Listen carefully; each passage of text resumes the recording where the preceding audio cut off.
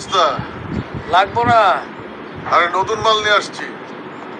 আরে ভাই, নতুন মাল পুরান মাল কিছুই লাগবো না।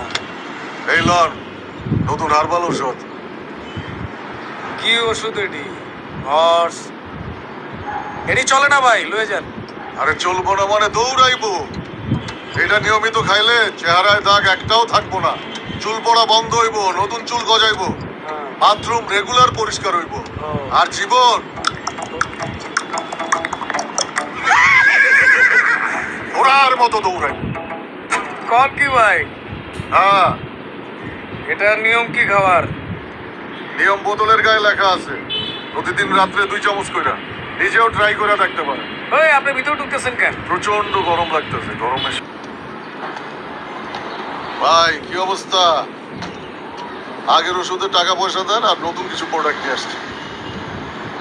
ওই ভাই, কোন বালের ওষুধ দিছস? আমার মুখ ফ্রেশ আছিল বেটা, জীবনে কোনোদিন একটা দাগও হয় নাই। তোর এই ওষুধ খাইয়া দেখছস আমার মুখের অবস্থাটা কি? পুরা ব্রণ পড়ে গেছে গা। তুই কইছস না যে চুল উঠবো? চুল উঠছে বেটা? চুল তো ওঠে নেই, যেটি আসিল এটি চলে গেছে গা, এক পেকে গেছে গা। ওই কইছস না এই ওষুধ খাইলে ঘোড়ার মতো দৌড়াইবো জীবন? জীবন বেটা ঝিমাইতেছে, তাইস না ঝিমাইতেছি? আরে ভাই এরকম তো হওয়ার কথা না, এটা তো ভালো ঔষধ, বিজ্ঞাপন দেখেন না। আরে দেখছি তো, বালের বিজ্ঞাপন দেখছি তো, কি হইছ? আপনি মনে হয় নিয়মিত ওষুধগুলো খান নাই।